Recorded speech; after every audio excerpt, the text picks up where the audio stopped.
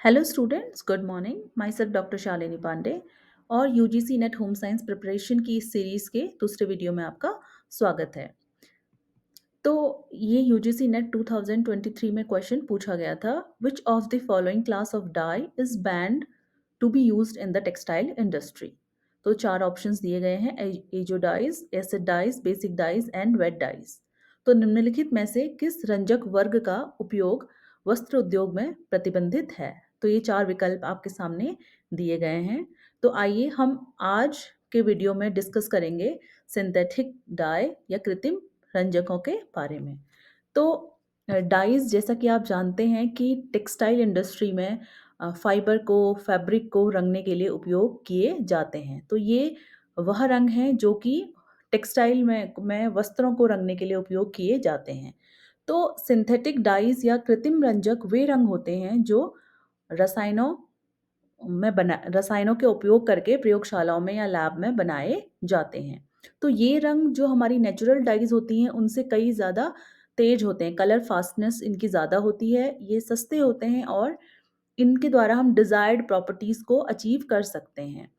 तो जो colour fastness की हम बात करते हैं डाइज़ की, तो कलर फास्टनेस का मतलब यह है कि जब डाई किए हुए वस्त्रों को अगर हम धुलाई करें या उनको धूप में सुखाएँ तो उनका रंग वैसे का वैसा ही बना रहे। तो जिन डाइज़ का उपयोग करने के बाद वस्त्रों को धूप में सुखाने और धोने के पश्चात उनका रंग वैसे का वैसा ही बना रहता है, उनका रंग फीका नहीं पड़ता, तो उन डाइज़ को हम कहते हैं कि वो डाइज़ कलर फास्ट हैं, अर्थात उनका रंग नहीं निकल रहा है और वह धूप में या फिर धुलाई के उपरांत अपने कलर को नहीं छोड़ रही हैं। तो जो सिंथेटिक डाइज़ होती हैं उनमें हम इन डिज़ायर्ड प्रॉपर्टीज़ को, कलर फास्टनेस है, वॉश फास्टनेस है, इनको हम क्या कर सकते हैं, अचीव कर सकते हैं। तो इसलिए जो हमारी सिंथेटिक डाइज़ हैं उनका उपयोग डिपेंडिंग अपॉन कि हम किस फाइबर को रंग रहे हैं, किस उपयोग के लिए हम उस फाइबर का उपयोग करेंगे, इसके आधार पर हम सिंथेटिक डाइज़ का उपयोग करते हैं। तो कई प्रकार की सिंथेटिक डाइज़ होती हैं, जैसे कि मुख्य रूप से होती हैं हमारी acid dyes, basic dyes, vat dyes, azo dyes, direct dyes, reactive dye, disperse dye, sulphur dyes और सिंथेटिक डाइज़। तो ये सारी हमारी क्या है, सिंथेटिक डाइज़ के प्रकार हैं या अलग-अलग प्रकार की सिंथेटिक डाइज़ हैं। तो आइए हम इन 4 डाइज़ के बारे में डिस्कस करते हैं जो कि ऑप्शंस में क्वेश्चंस के दी गई हैं। तो पहली डाई है हमारी एसिड डाई। तो एसिड डाइज़ को अगर हम हिंदी में ट्रांसलेट करें तो इसे हम अम्लीय रंजक कहेंगे। तो जो हमारी एसिड डाइज़ होती हैं ये एनायनिक होती हैं। एनायनिक मतलब इनके ऊपर नेगेटिव या ऋणात्मक चार्ज होता है और यह जल में घुलनशील होती हैं। तो इनका उपयोग जब हम करते हैं तो इनका उपयोग करने के लिए हमें अम्लीय माध्यम चाहिए, अर्थात जो पीएच है वो 4 से 6 के बीच में होना चाहिए। तो इन डाइज़ का उपयोग करने के लिए हमें एसिडिक मीडियम की आवश्यकता होती है। तो इन डाइज़ का उपयोग मुख्य रूप से जो प्रोटीन फाइबर हैं, जो प्रोटीन रेशे हैं, जैसे उनको डाई करने के लिए हम उपयोग करते हैं। मुख्यतः जैसे ऊन और रेशम है, हमारे जो नेचुरल प्रोटीन फाइबर हैं, उनको रंगने के लिए हम एसिड डाई का उपयोग करते हैं। इसके अलावा हम एसिड डाई का उपयोग जो नायलॉन है उसको रंगने के लिए भी करते हैं। लेकिन जो एसिड डाइज़ होती हैं वो प्रोटीन रेशों के लिए सबसे सूटेबल डाइज़ मानी जाती हैं। और इस डाई से जो मिलने वाला रंग होता है वो चमकीला होता है और वॉश फास्टनेस होता है, अर्थात धुलाई के बाद कलर नहीं छूटता है और नहीं जाता है और वैसे का वैसा ही बना रहता है। तो एसिड डाइज़ हमारी जल में घुलनशील हैं, एनायनिक हैं, अम्लीय माध्यम में इनका उपयोग किया जाता है और प्रोटीन फाइबर के लिए ये सबसे ज़्यादा सूटेबल होती हैं। दूसरी डाइज़ है हमारी बेसिक डाइज़, जिन्हें हम हिंदी में कहेंगे क्षारीय या बेसिक रंजक। तो ये जो डाइज़ हैं ये हमारी होती हैं कैटायनिक, अर्थात इनमें जो चार्ज होता है वो पॉजिटिव होता है, अर्थात धनायन इनमें पाया जाता है और यह भी पानी में घुलनशील होती हैं। और इन डाइज़ का उपयोग हम मुख्य रूप से जो एक्रेलिक फाइबर है उसको रंगने के लिए करते हैं। तो बेसिक डाइज़ का मुख्य रूप से उपयोग हम कर रहे हैं एक्रेलिक फाइबर को रंगने के लिए, क्योंकि एक्रेलिक फाइबर पे पाया जाता है एनायन, अर्थात नेगेटिव चार्ज। तो इसलिए उन एक्रेलिक फाइबर पर इसकी जो पकड़ होती है, जो रंग होता है वो ज़्यादा अच्छा आता है। इसके अलावा हम बेसिक डाई का उपयोग रेशम और ऊन को रंगने के लिए भी करते हैं और इसके साथ ही जो कागज़ है, चमड़ा है, प्लास्टिक है या फिर सजावटी या क्राफ्ट के जो वस्त्र हैं, उनको रंगने के लिए भी हम बेसिक डाइज़ का उपयोग करते हैं। लेकिन इन डाइज़ के साथ दिक्कत यह है कि इनकी जो कलर फ़ास्टनेस होती है वह कम होती है, अर्थात धुलाई और धूप में सुखाने के उपरांत इनका रंग फ़ीका पड़ सकता है। इसके अलावा जो बेसिक डाइज़ हैं, इनका उपयोग कई कबार हम कॉटन या सूती रेशों को रंगने के लिए भी कर सकते हैं, लेकिन जब हम सूती वस्त्रों को रंगने के लिए इसका उपयोग करते हैं, तो हमें अ, मॉर्डेंट की ज़रूरत होती है। तो मॉर्डेंट ऐसे रसायन होते हैं जो फाइबर और डाइज़ के बीच में एक ब्रिज का या बॉन्ड बनाने का काम करते हैं। तो जब हम कॉटन के रेशे पर उसका उपयोग करेंगे मॉर्डेंट की मदद से, तो जो डाई है वो फाइबर पे बहुत अच्छी तरह से स्टिक होती है और अच्छी तरह से मजबूती से जुड़ती है। तो कलर जो है हमारा वो पक्का और टिकाऊ बनता है। तो बेसिक डाइज़ को अगर हम समराइज़ करें तो बेसिक डाइज़ हमारी कैटायनिक होती हैं, अर्थात धनायन इनमें होता है, ये जल में घुलनशील होती हैं और मुख्य रूप से इनका उपयोग हम करते हैं एक्रेलिक फाइबर के लिए। इसके अलावा रेशम और ऊन पर भी हम इसका उपयोग करते हैं, लेकिन इन डाइज़ की जो कलर फ़ास्टनेस है वह कम होती है और कॉटन में इसका उपयोग करने के लिए हमें मॉर्डेंट की आवश्यकता होती है। अब नेक्स्ट डाइज़ है हमारी वेट डाइज़, हिंदी में जिन्हें हम कहेंगे वेट रंजक। तो जो वेट डाइज़ होती हैं, इनमें ध्यान रखने वाली बात यह है कि ये जल में अघुलनशील होती हैं, अर्थात ये जल में आसानी से नहीं घुलती हैं, इनसॉल्युबल होती हैं।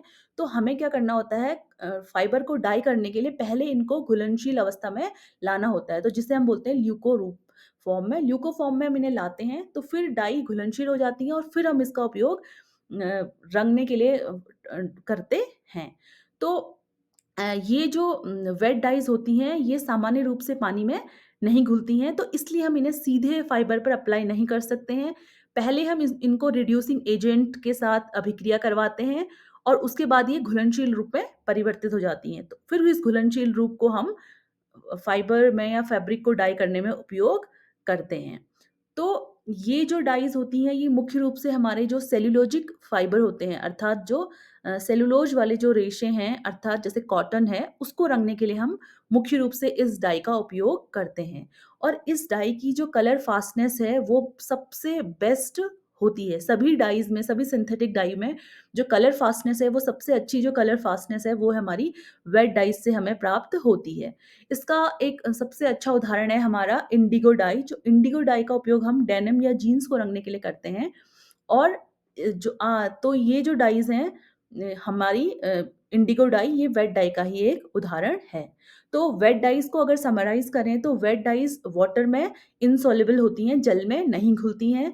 तो इनसे हमें फैब्रिक को या फाइबर को रंगने के लिए पहले इसे घुलनशील अवस्था में लाना पड़ता है by um, treating them to some reducing agents like sodium hydrosulphide. तो उसके बाद हम इनसे फाइबर को या फैब्रिक को रंगते हैं और वेट डाइज़ कॉटन या सेल्युलोज़ के जो रेशे हैं, उनमें अच्छी तरह से उपयोगी होती है या उनमें उपयोग की जाती है और इनकी कलर फ़ास्टनेस सबसे अच्छी मानी जाती है और इंडिगो डाई इसका एक उदाहरण है। उसके बाद आती हैं हमारी एजो डाइज़। तो एजो डाइज़ की अगर हम बात करें तो एजो डाइज़ सिंथेटिक डाई का सबसे बड़ा ग्रुप है, सबसे बड़ा समूह है। लगभग 2000 से भी ज़्यादा डाइज़ इसके अंतर्गत आती हैं और जो एजो डाइज़ होती हैं, इनकी अगर हम रासायनिक संरचना को देखें, तो इनमें एजो ग्रुप पाया जाता है। तो एजो ग्रुप क्या करता है, 2 एरोमेटिक जो कंपाउंड्स होते हैं, उनको जोड़ने का काम करता है और एजो डाई से प्राप्त होने वाले जो रंग होते हैं, वो बहुत ही रंगीन या कलरफुल और ब्राइट होते हैं, जैसे कि रेड, ऑरेंज, येलो, ब्लू। तो ये सारे कलर हमें एजो डाई से प्राप्त होते हैं।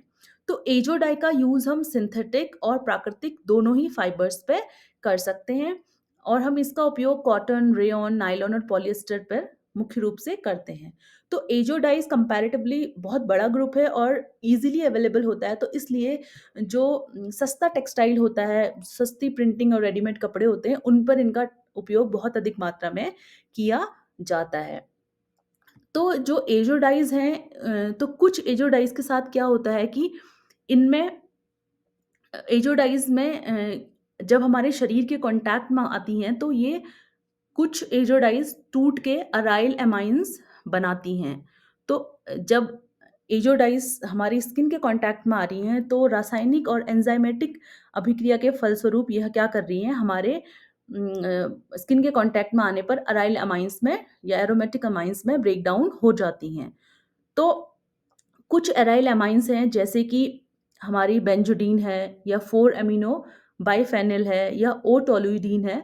तो ये जो एराइल एमाइन्स हैं ये कार्सिनोजेनिक माने जाते हैं, अर्थात ये कैंसर उत्पन्न करने वाले होते हैं। तो इसको ध्यान में रखते हुए जो यूरोपियन यूनियन है उसने एक रेगुलेशन बनाया जिसे हम कहते हैं रीच रेगुलेशन। तो यह रीच रेगुलेशन है registration, evaluation, authorisation and restriction of chemicals. तो इस रेगुलेशन के अंतर्गत 2002 में यूरोपियन यूनियन ने जो कार्सिनोजेनिक एजोडाइज है उन पर बैन लगाया, उन पर प्रतिबंध लगाया। तो यूरोपियन यूनियन ने 22 एजोडाइज हैं जिनको बैन किया है क्योंकि ये कार्सिनोजेनिक हैं और हमारी स्किन के कांटेक्ट में आने पर ये हानिकारक एमाइंस में टूट जाती हैं।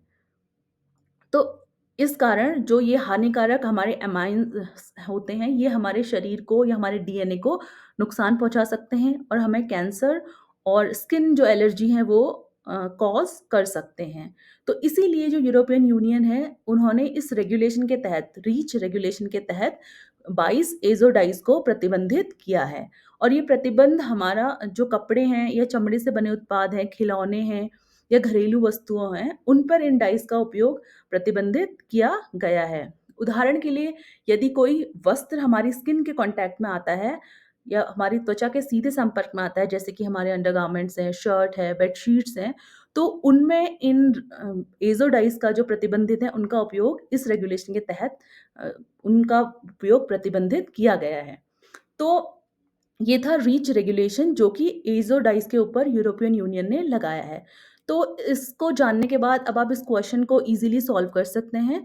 तो इसका राइट आंसर है हमारा एज़ोडाइज़। तो एज़ोडाइज़ को यूरोपियन यूनियन ने रीच रेगुलेशन के तहत 22 जो एज़ोडाइज़ हैं उनको प्रतिबंधित किया है। तो इसका राइट आंसर है नंबर 1, ऑप्शन नंबर 1 एज़ोडाइज़।